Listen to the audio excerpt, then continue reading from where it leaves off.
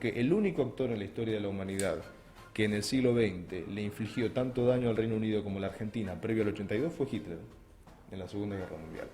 A veces hemos evaluado de la misma forma que la final de un mundial de fútbol a cómo nos ha ido en la batalla o en la guerra. En esta zona, en esta provincia a la que pertenecen las Islas Malvinas, esta provincia bicontinental marítima del territorio antártico, es entender que Malvinas fue una guerra justa.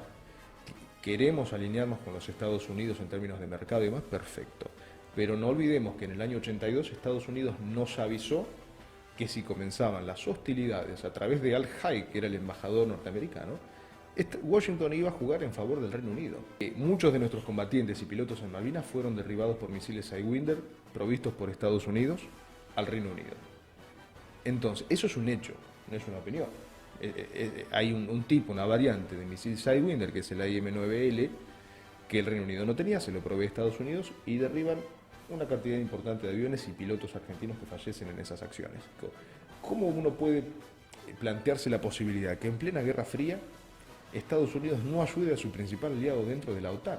El Reino Unido combate en Malvinas con destructores tipo 42 que habían sido diseñados para derribar aviones y misiles soviéticos.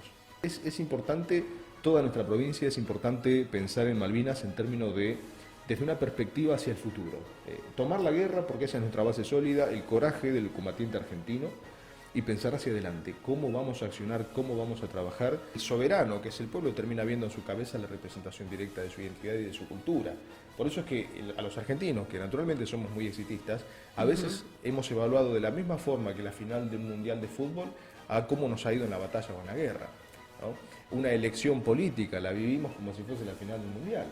Bueno, hubo una guerra, hubo un desembarco, se recuperó Malvinas, quizás el día más feo fue el 2 de mayo, ¿no? El hundimiento de General Belgrano, pero también hay una heroica participación de la Fuerza Argentina, ¿no? Sí, totalmente. Creo que gran parte de la labor y el desafío que tenemos por delante, puntualmente los fueguinos hacia el resto del país, es en esta zona, en esta provincia a la que pertenecen las Islas Malvinas, esta provincia bicontinental marítima del territorio antártico, es entender que Malvinas fue una guerra justa.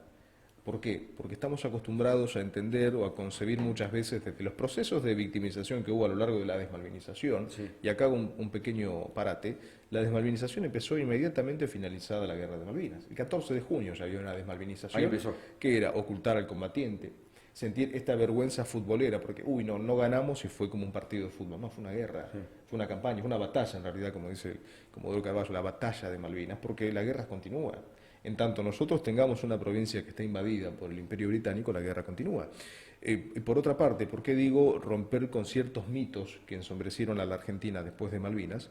Bueno, porque tras el retorno de la democracia se dio un proceso luctuoso, donde se empezó a confundir Malvinas con lo que había sido la dictadura militar. Entonces, en ese auge, en esa búsqueda del desprestigio de las Fuerzas Armadas, se terminó mezclando la causa de Malvinas con una especie de capricho de la Junta Militar. La Junta Militar cometió, está claro, errores estratégicos garrafales.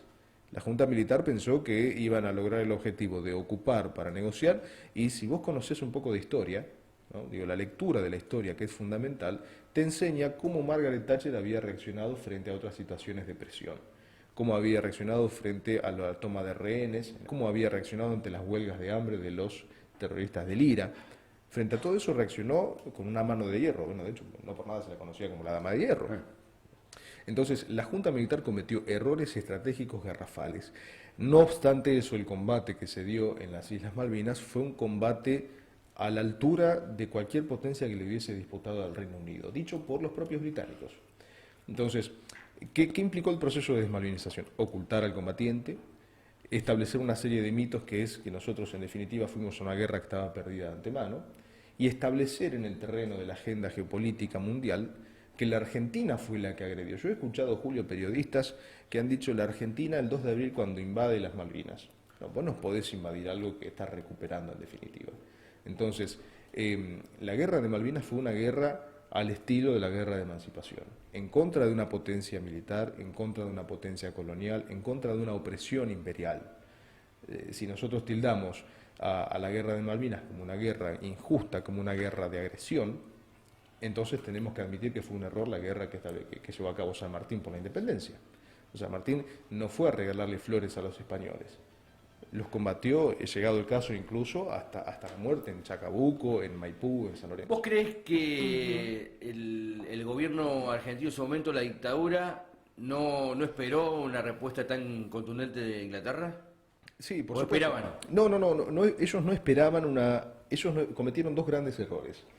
Por una parte esperaban que el Reino Unido no fuese a enviar una expedición militar a 14.000 kilómetros de distancia. Thatcher, yo he leído las memorias de Margaret Thatcher varias veces, y ella en sus propias memorias habla y cita generales del alto mando soviético que le decían, en off, digamos, ¿no? por fuera de la palestra política: ministra, si usted envía una fuerza de desembarco para recuperar las islas, los rusos damos por sentado que el Reino Unido pierde. Muchos de los altos mandos del almirantazgo británico le decían: mire que vamos a ir a pelear en invierno, lejos, y con altas chances de que los resultados sean infructuosos. El primer error fue subestimar a Thatcher y no conocer su historia. Thatcher, envalentonada por la necesidad de recomponer su imagen, pero al mismo tiempo, y de tener un espaldarazo popular frente a la crisis que ella también tenía en el Reino Unido, no dudó en enviar... Recordemos que históricamente las guerras se dan cuando los gobiernos están en crisis, históricamente. Absolutamente. Vos echás mano de ciertos recursos y dices, bueno, mira, tenemos que ir a esto me va a dar un fuerte respaldo popular.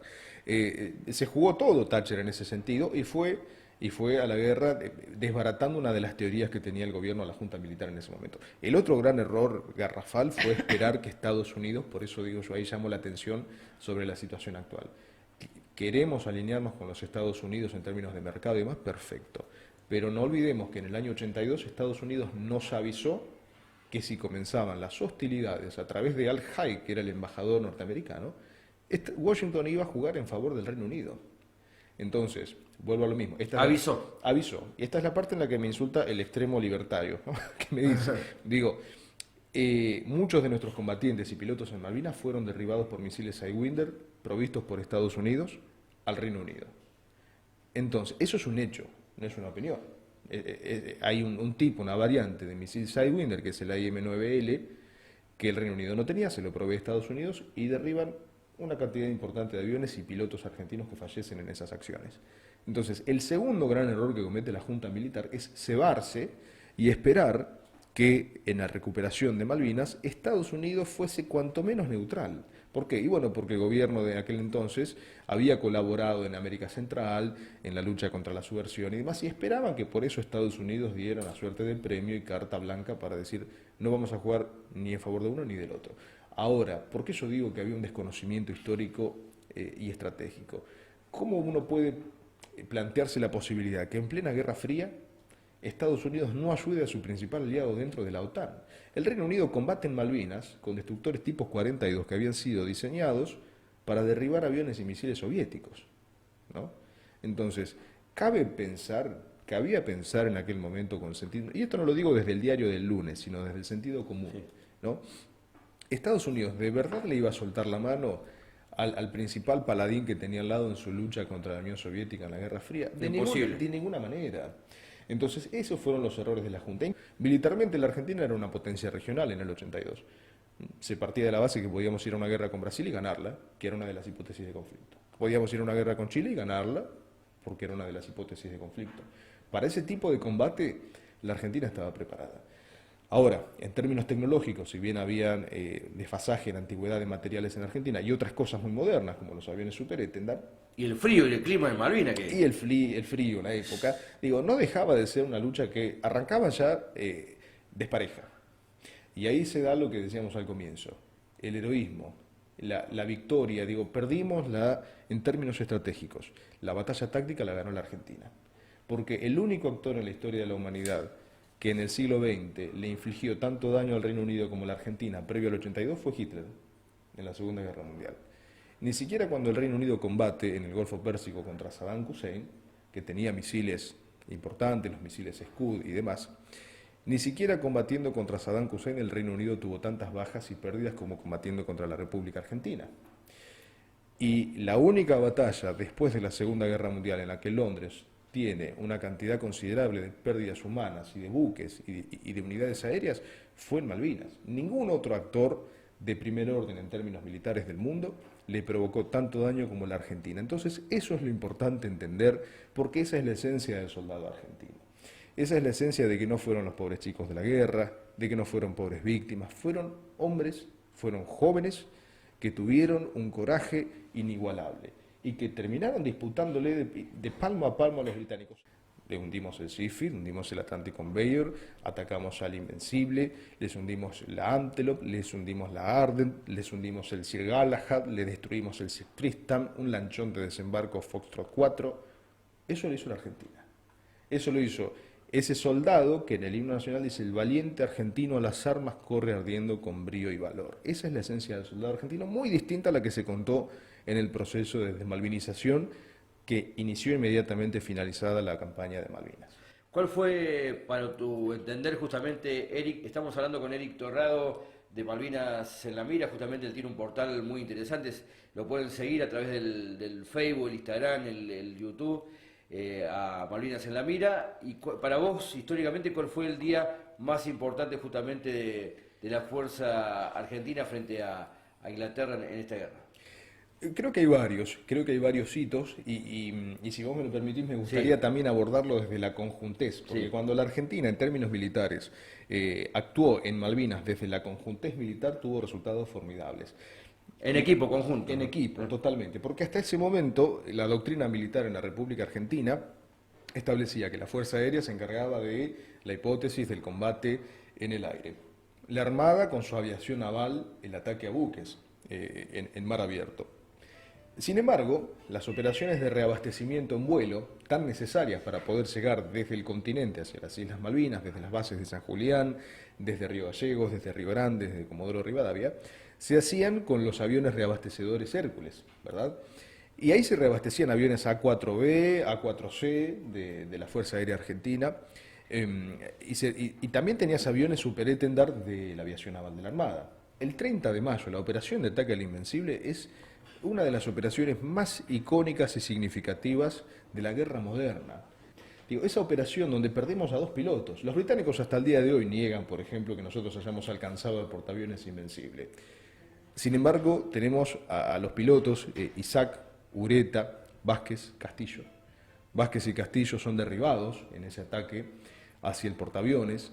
Los aviones superétendard lanzan ese misil que a 30, 40 y pico de kilómetros impactan al portaaviones, mientras los aviones de la Fuerza Aérea como hienas van detrás del humo del misil para rematar al portaaviones. Y en ese trance perdemos 2 pilotos que atestiguan ese ataque. Esa operación, en términos de combate aeronaval de la guerra moderna, creo que no ha sido superada al día de hoy, porque hubo logística, porque hubo comunicación, trabajo en equipo. Hubo equipo. Hubo equipo. Imagínate, Todo junto. imagínate Isaac y Ureta después de lanzar sus bombas sobre el portaaviones y establecer comunicación con la chancha, con el avión que en otro punto estaba orbitando, y la voz familiar de otro argentino que te dice: acá estamos, muchachos. Y cuando el piloto del Hércules les pregunta a ellos qué pasó con los otros 2, con Vázquez y Castillo, si van a venir, y la respuesta de los pilotos argentinos que le dice: no, ellos se quedaron, ¿no? Fueron derribados. Ese es el espíritu del combatiente argentino. Por último, un pequeño resumen de la importancia de Río Grande, porque seguramente vamos a ampliar en otra entrevista, la importancia histórica también de Río Grande en Malvinas 82. Bueno, Río Grande fue el punto de partida de precisamente ese aguijón naval que era el misil Exocet, ese binomio del Exocet con los aviones superétendard, los 5 misiles que teníamos, con los 5 aviones superétendard que teníamos y que operaban desde la base aeronaval desde Río Grande. Desde allí, precisamente, desde Río Grande se lanzaron los ataques que el 4 de mayo terminaron en el hundimiento del Sheffield, ¿no? Un destructor ultramoderno, que el 25 de mayo impactaron y hundieron finalmente después al Atlantic Conveyor, un portacontenedores británico que les afectó muchísimo la logística. Y desde ahí también el ataque hacia el portaaviones Invencible. Río Grande fue un baluarte tan importante para la guerra de Malvinas que, de hecho, la esfera más alta del gobierno británico se planteó el ataque a Río Grande. Y ahí es que tenemos Operación Plum Duff y la Operación Mikado, que finalmente no llega a concretarse, pero sí la parte inicial de esa operación, que fue la operación de infiltración, con ese famoso helicóptero que aparece prendido fuego en Chile, nada menos. Entonces digo, cerrando esto que vos me decís, es importante, toda nuestra provincia, es importante pensar en Malvinas en términos desde una perspectiva hacia el futuro.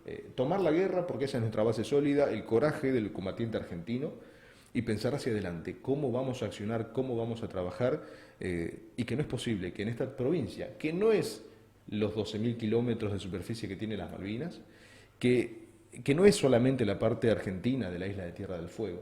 Tenemos 2.600.000 kilómetros usurpados entre Malvinas, Georgia y Sandwich del Sur. Todo eso es la provincia fueguina, más la Antártida, ¿verdad? Entonces, en esta provincia hay que tener una perspectiva hacia futuro, haciendo pie en Malvinas, no permitiendo armamento de la OTAN, como pasó con el radar en Tolwyn, que todavía está. Algunos me dicen, no, es un tema de defensa, tiene que encargarse Nación. El radar está. En tanto ese radar no se desmantele, sigue siendo un acto de traición a la patria y de afectación a los intereses soberanos de la República Argentina.